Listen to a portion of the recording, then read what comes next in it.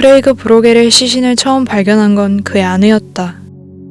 그는 거실 바닥에 쓰러져 있었는데 머리엔 비닐 쓰레기 봉투가 씌워져 있었고 목 둘레를 따라 테이프가 칭칭 감겨 있었다. 부엌 선반 위에서는 유서와 함께 텅 빈 알프라졸람, 신경안정제 약통이 발견되었다. 내가 처음 시신을 검시했을 때의 소견은 명확했다. 어떤 속박의 흔적이나 물리적인 다툼도 확인되지 않았다.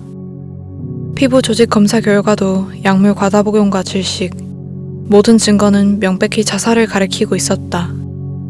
그렇게 자살로 결론 내리려던 찰나 데이비드 프랭클린 형사가 부검을 요청했다. 난 도저히 납득할 수가 없어요. 데이비드가 말했다. 내 말은 이 남자 남부러울 게 없던 사람이라는 겁니다. 재산만 수십억이 넘고 자식들은 잘나가는 야구선수지. 부인은 또 엄청난 미인이고요. 그런 사람이 자살을 한단 말입니까? 난 미간을 찌푸리며 대답했다. 우울증은 누구에게나 찾아올 수 있어요, 데이비드. 그리고 사람들은 그걸 숨기는데 아주 능숙하죠. 물론이죠, 짐. 당연해요. 그건 알고 있습니다. 하지만 제가 말하고 싶은 건 그게 아니에요. 그건 당신은 현장에 없었잖아요. 거긴 그저 데이비드는 마치 방 안에 우리 말고 누가 있는지 확인하려는 듯 주위를 두리번거렸다. 뭔가 느껴졌어요. 그게 답니다. 그게 무슨 말입니까? 뭔가라니. 제가 놓친 증거라도 나온 건가요? 데이비드는 한숨을 내쉬었다. 이봐요. 그냥 이번 한 번만 날 위해 해줍시다. 부탁 하나 들어주는 셈 치고요. 나중에 술 한잔 사드릴 테니. 난 브로겔 씨의 시신을 내려다보았다. 부검은 손이 많이 가는 데다 비용도 만만치 않다. 게다가 타당한 이유가 있지 않으면 피하는 게 내 방침이었다. 하지만 형사의 직감이라는 건 꽤나 설득력 있는 이유라고 여겼다. 데이비드가 항상 부검을 부탁해오는 건 아니니까. 좋아요. 내가 말했다.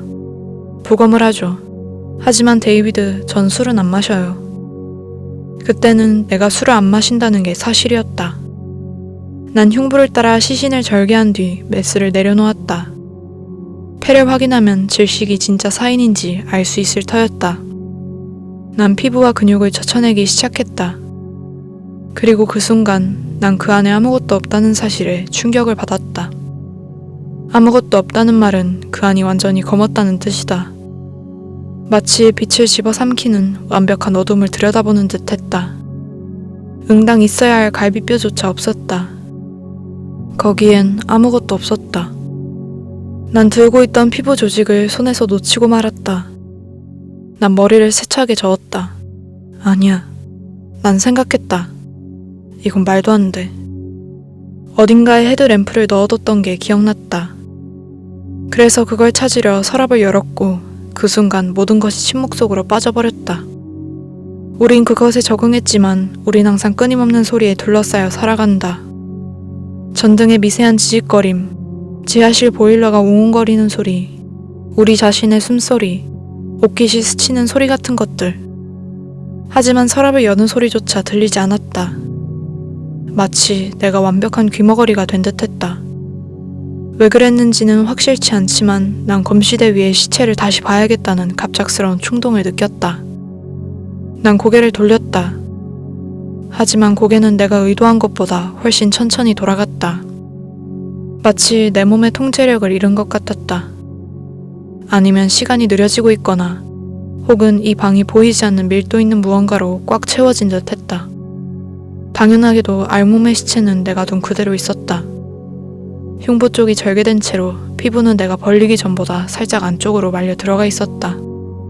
한순간에 소리가 내 귀에 다시 들리기 시작했고 내 움직임도 평소의 속도로 돌아왔다. 난 고개를 다시 한번 흔든 뒤 서랍을 뒤졌다. 난 헤드램프를 찾아 머리에 썼다. 그리고 시신 쪽으로 다시 향했다.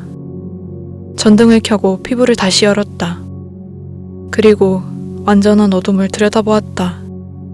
그 안엔 아무것도 없었다. 어둠이 전구에서 나오는 빛을 모조리 집어삼켰다. 그것은 끝이 없어 보였다. 난 스스로를 진정시키고 피부를 더 절개했다. 갈비뼈와 피부 조직이 나오는 대신 거기엔 오로지 빈 공간만 있었다. 난 머뭇거리며 손가락을 집어 넣어 보았다.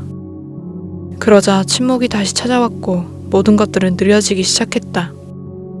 내 손가락은 믿을 수 없을 만큼 차가운 것을 느꼈다. 마치 드라이 아이스를 만지는 듯했다. 난 내가 할 수 있는 한 가장 빠르게 손가락을 빼냈다. 하지만 전혀 빠르게 느껴지지 않았다. 그건 마치 늪에서 빠져나오는 것 같았다. 하지만 내가 손가락을 빼자마자 현실의 속도감이 공간에 다시 찾아왔다. 난 펄쩍 뛰어 뒤로 물러난 뒤 다시 메스를 잡았다. 오른쪽 허벅지를 따라 깊게 절개했고 피부를 드러내었다. 더 많은 어둠이 있었다. 왼쪽 허벅지에도 똑같이 해보았지만 역시 같은 어둠만 보일 뿐이었다. 손이 떨리고 난 엄청난 두려움을 느꼈다. 내 마음은 내 앞에 있는 시체처럼 비어버렸다. 그 어떤 것도 이걸 설명할 수 없었다. 난 머리 쪽으로 걸어가 이마를 따라 두피를 절개했다. 피부를 떼어냈고 거기엔 아무것도 없었다. 그 안을 바라보았을 때 난 얼어붙었다. 난 피 묻은 메스를 들고 암흑을 응시하며 가만히 서 있었다. 다른 어떤 것도 할 수 없었다. 내가 그 상태로 얼마나 서 있었는지는 잘 모르겠지만 데이비드의 목소리가 날 정신 차리게 만들었다. 지금 어떻게 되어가요? 난 들고 있던 죽은 살점을 떨어뜨리곤 데이비드를 바라보았다. 이건 너무나 괴상해요. 지금까지 이런 건 본 적도 없어요. 설명이 안 됩니다. 어떻게 말입니까? 데이비드가 물었다. 난 시체를 가리켰다.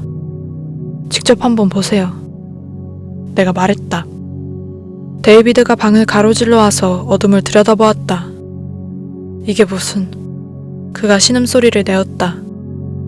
모르겠어요. 내가 말했다. 모르겠어요. 데이비드가 머리로 손을 뻗었다. 저라면 그런 짓 하지 않을 겁니다. 내가 경고했다. 그는 날 무시했고 계속 손을 뻗었다. 그리고 손을 머리 안으로 넣었다. 그는 한순간 얼어붙었다. 충격에 활짝 열려진 눈꺼풀만 빼고. 데이비드? 내가 불렀다. 당장 손 빼세요. 데이비드의 눈이 더 크게 떠졌다. 그는 뭔가 말하려 했다. 하지만 입술이 움직이지 않았다. 아무런 소리도 들리지 않았지만 난 그가 도와줘 라고 말하려 한다는 걸 확신했다. 갑자기 데이비드가 덜컥 두 걸음 앞으로 끌려갔다. 그의 팔꿈치까지 시체 안으로 들어가 있었다. 그의 얼굴에 나타난 표정은 더욱 짙은 두려움과 절망으로 물들었다. 난 그의 다른 팔을 붙잡고 끌어당겼다. 하지만 아무 소용이 없었다. 시체가 더욱 강하게 그를 끌어당기고 있었다. 이젠 상황까지 빨려 들어가 있었다. 난 그 머리가 팽창해서 데이비드를 통째로 삼킬 것처럼 커져가는 걸 끔찍한 공포에 휩싸여 바라보았다. 난 본능적으로 움직여 도구 선반으로 달려갔다. 난 톱을 잡은 뒤 데이비드에게 달려가면서 전원을 켰다. 난 그의 어깨에 톱을 대었다. 어깨와 끔찍한 어둠 덩어리 사이엔 몇 인치만 남아있었다. 난 난폭하게 톱을 내리그었다. 피가 얼굴에 튀었고 데이비드는 들리지 않는 소리를 지르며 자기 팔을 톱니에 가져다 대려 했다. 마침내 뼈를 잘라내었고 데이비드는 내 위로 쓰러졌다. 난 그에게 깔려 땅바닥에 널브러졌다. 난 잘려나간 그의 팔 마지막 부분이 어둠 속으로 사라져가는 걸 볼 수 있었다. 이제 그의 입술이 다시 움직이기 시작했고 데이비드는 고통에 찬 비명을 내지르고 있었다. 난 그의 밑에서 굴러나와 그가 죽질 않길 바라며 상처를 봉합했다. 난 119를 부를 수 있도록 잠시 멈추었고 스피커폰으로 수술을 하면서 도움을 요청했다. 난 데이비드가 다시 정신을 차릴 때까지 병원 침대 옆에 앉아 있었다. 그는 날 두려움에 찬 시선으로 바라보곤 남아있는 손으로 내 손목을 잡았다. 그의 손톱이 내 피부를 뚫을 듯 눌러대었다. 난 봤어요. 데이비드가 말했다. 난 여전히 보여요. 공허가. 그게 바로 저예요. 그게 바로 당신이에요. 모든 것은 공허해요. 난 그의 소나기를 뿌리쳤다. 그건 터무니없는 소리입니다. 내가 말했다. 그 시체를 어떻게 설명해야 할지 모르겠지만 내가 공허가 아니라는 건 알고 있어요. 데이비드가 웃음을 터뜨리기 시작했다. 난 그를 병원에 남겨두고 집으로 돌아와서 2년 만에 처음으로 술을 마셨다. 난 이게 끔찍한 실수라는 걸 알고 있지만 어쨌든 마시지 않고는 공포를 씻어낼 수 없었다. 취기가 올라왔을 때 난 다시 영안실로 돌아가리라 결심했다.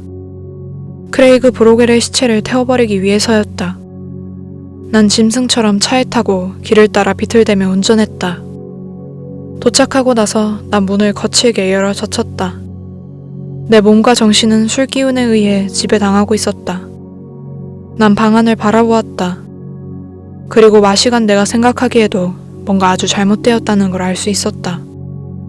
시체가 사라져 있었다. 크레이그 브로겔의 시체를 부검하려던 게 10년 전이다. 그 후 1년 동안 난 술을 마셨다. 영안실로 돌아가길 거부해서 직장을 잃었다.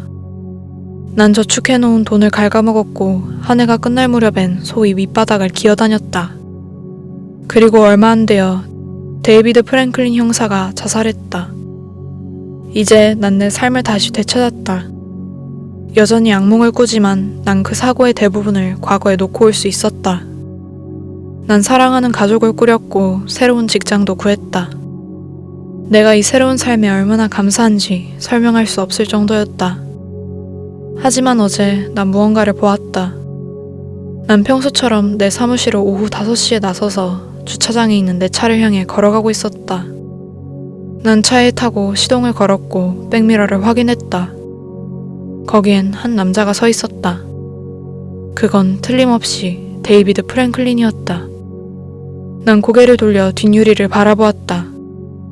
그는 여전히 거기 있었다. 그는 입을 벌렸고 그 안에는 끝없는 어둠만이 있을 뿐이었다. 온 세상이 침묵에 빠졌고 난 움직일 수도 없이 그걸 바라보고 있었다. 그는 하나밖에 남지 않은 팔을 들어 나를 손가락으로 가리켰다. 그리고 그는 돌아서 사라져버렸다.